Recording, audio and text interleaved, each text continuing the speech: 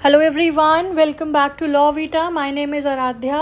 आज के टॉपिक में, आज के वीडियो में हम लोग एक बहुत ही इम्पॉर्टेंट कॉन्स्टिट्यूशनल टॉपिक कहें आप या ह्यूमन राइट्स रिलेटेड टॉपिक कहें, उसे कवर करने वाले हैं, जिसका डायरेक्ट कनेक्शन है social justice, equality and empowerment से। हम बात करेंगे आज national commission for schedule caste and national commission for schedule tribes, जिसके बारे में हम जानेंगे कि ये कमीशंस कैसे फॉर्मुलेट हुई, कैसे इस्टेब्लिशमेंट हुआ इनका, क्या इनकी पावर्स हैं, क्या इनके ऑब्जेक्टिव्स हैं, क्या इनके फंक्शंस हैं। ठीक है, तो ये जो दो ऐसे कॉन्स्टिट्यूशनल बॉडीज़ हैं जो शेड्यूल कास्ट और शेड्यूल ट्राइब्स के राइट्स, डिग्निटी और वेलफेयर को इंश्योर करते हैं हमारी कंट्री में।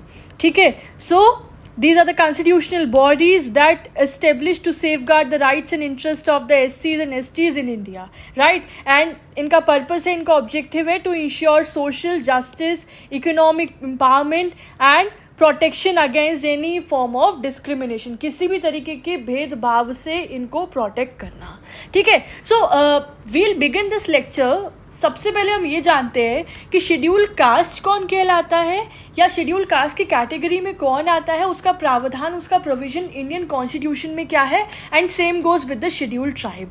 ठीक है, so here I have mentioned, okay, I have not mentioned in the notes I'm telling you here, talking about SCs, scheduled caste.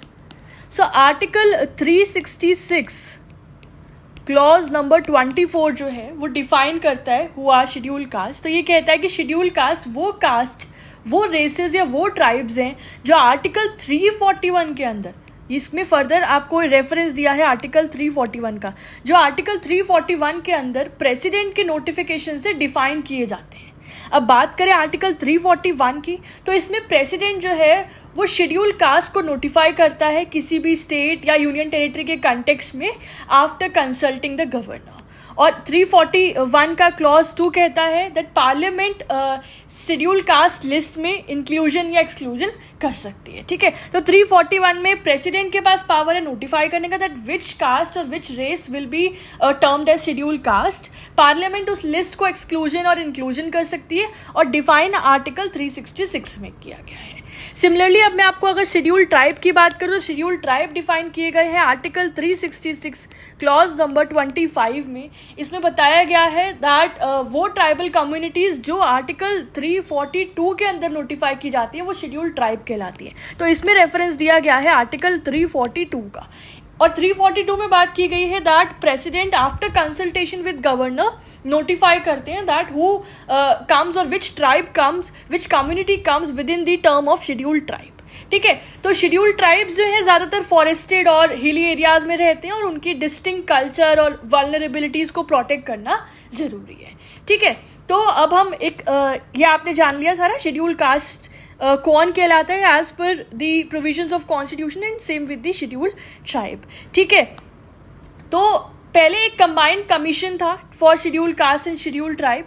ठीक है, originally there was a single commission which was form, लेकिन later on by the 89th constitutional amendment of 2003 इसमें revision किया गया, amendment किया गया और separate commission form कर दी गई दोनों के लिए। There was NS, national commission for schedule caste, and national commission for scheduled tribe. ठीक है, तो देखिए पहला था 65th कॉन्स्टिट्यूशनल अमेंडमेंट जो 1990 में किया गया और इसमें आर्टिकल 338 के अंदर अमेंडमेंट करके एक high level multi member national commission formulate की गई, कंबाइंड कमीशन फॉर्मुलेट की गई फॉर SC एंड ST। ठीक है, लेकिन इसको अमेंड कर दिया गया in by the 89th constitutional amendment act और 338 आर्टिकल को रिवाइज किया गया और एक नया आर्टिकल एड ऑन किया गया, इंसर्ट किया गया, that was the article 338A। और इससे SCs और STs के लिए अलग अलग कमीशन स्टेब्लिश की गई।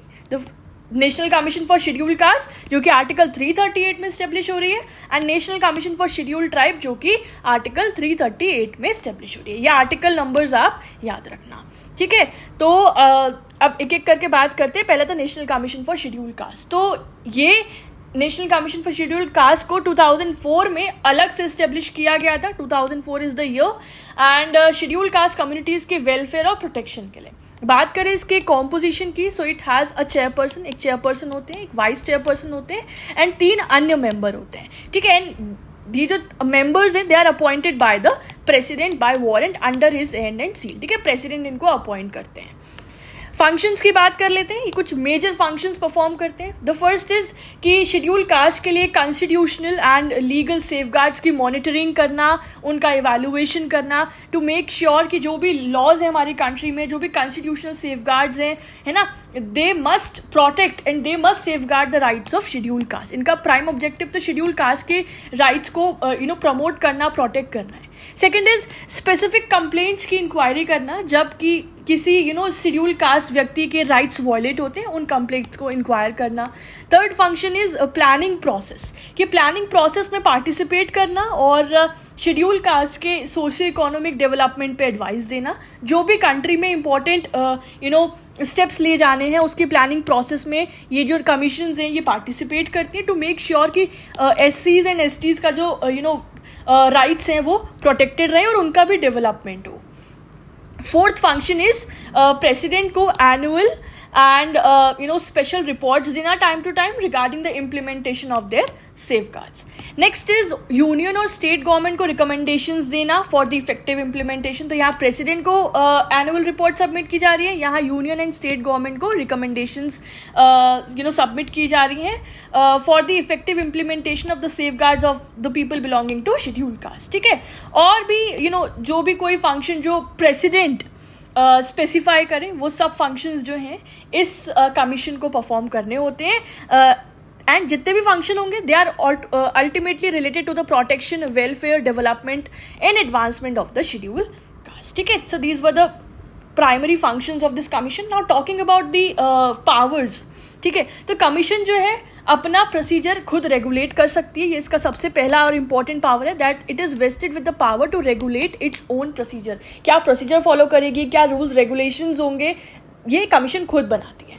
इसके अलावा सिविल कोर्ट की जो पावर्स होती हैं वो पावर्स इस कमीशन को दी जाती है, जैसे कि समनिंग द विटनेस, डॉक्यूमेंट की प्रोडक्शन का ऑर्डर, है ना, एविडेंस ऑन एफिडेविट लेना, पब्लिक रिकॉर्ड्स रिक्विजिशंस करना, विटनेसेस का एग्जामिनेशंस करना, ये सारी जो पावर्स हैं जो सिविल कोर्ट्स की होती हैं they are provided to the national commission for schedule caste. इसके अलावा सेंट्रल और स्टेट गवर्नमेंट को कमीशन से कंसल्ट करना होता है on any major policy matters which are affecting the scheduled caste. जो भी पॉलिसी मैटर्स हैं हमारी कंट्री के जो शेड्यूल कास्ट से को अफेक्ट कर सकते हैं, उन सब में जो हमारी सेंट्रल गवर्नमेंट है और जो स्टेट गवर्नमेंट है उन्हें national commission of schedule caste से कंसल्ट करना मैंडेटरी है, इट इज़ रिक्वायर्ड, ठीक है। तो ये हो गया national commission for schedule caste. चलिए इसी तरीके से national commission for scheduled tribe की बात कर लेते हैं। तो ये भी 2004 में आर्टिकल 338A है ना, इसका आर्टिकल है 338A, जिसके अंदर ये स्टेब्लिश हुआ STs के सोशियो इकोनॉमिक, एजुकेशनल और कल्चरल इंटरेस्ट को प्रोटेक्ट करने के लिए, to protect their socio economic, educational and cultural interest. इसका हेडक्वार्टर न्यू दिल्ली में है। कॉन्स्टिट्यूशन की बात करें, इसकी कॉम्पोजिशन की बात करें, so it is as same as the national commission for schedule caste, जैसे कि there is a chairperson, there is a vice chairperson and there are 3 other members, ठीक है, and they all are appointed by the president. Okay, now moving ahead to the functions. तो इनके क्या major functions हैं, तो safeguards related to the STs उसकी monitoring और evaluation करना, जैसे कि ऊपर उनका शेड्यूल कास्ट को लेकर था, इनका शेड्यूल ट्राइब को लेकर है। सो जितने भी फंक्शंस हैं they are all over same. जैसे कि शेड्यूल ट्राइब्स को लेकर अगर उनके किसी राइट का वायलेशन हो रहा है तो उन कंप्लेंट्स को इंक्वायर करना, है ना, इन्वेस्टिगेट करना और इनके डेवलपमेंट के लिए प्लानिंग वगैरह करना, उस प्रोसेस में एडवाइस देना, जहाँ पे भी इनसे जुड़े हुए मैटर्स की कोई भी स्कीम्स लाई जा रही हैं, कोई भी डेवलपमेंट प्रोसेसेस हो रहे हैं। इसके अलावा प्रेसिडेंट को time to time annually and special report submit करना, same as the above, right. इसके अलावा यूनियन और स्टेट को रिकमेंडेशंस देना to protect and promote the interest of the schedule tribes people community, and और जो भी फंक्शंस जो प्रेसिडेंट असाइन करे to this commission for the protection, welfare, development, advancement of schedule tribe, ठीक है। पावर्स की बात करें, so they are also exactly same as the national commission for schedule caste, बिल्कुल सेम है कि भाई सिविल कोर्ट की पावर्स हैं, इंक्वायर करते वक्त सिविल कोर्ट की पावर्स दी गई हैं, डॉक्यूमेंट्स रिक्विजिशन हो गया, एफिडेविट लेना, रिकॉर्ड मंगवाना, है ना, एविडेंस ऑन एफिडेविट रिसीव करना, वही same powers, I am not repeating them. And central government and state government को while formulating the policies, major policies, उन्हें इस कमीशन को कंसल्ट करना रिक्वायर्ड है, which are affecting the scheduled tribes. ठीक है.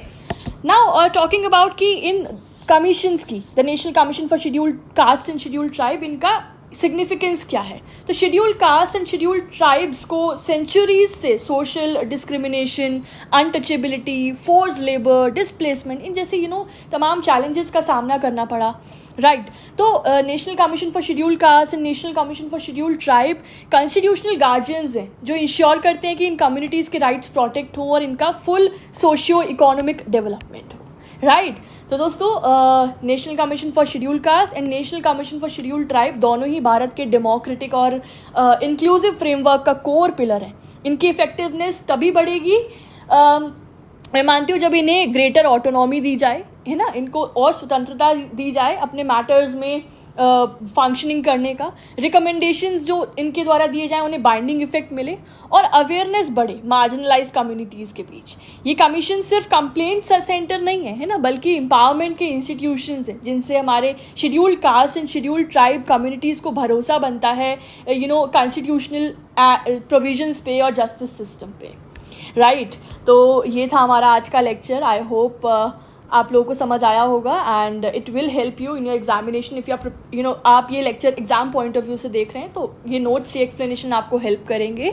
ठीक है. So this was it for now. Stay tuned with our channel. ऐसे और law related informative lectures and videos के लिए आप हमारे इस सब्जेक्ट या किसी और सब्जेक्ट, लीगल सब्जेक्ट के नोट्स के लिए हमारे इंस्टाग्राम पेज या ईमेल आईडी पे कॉन्टैक्ट कर सकते हैं.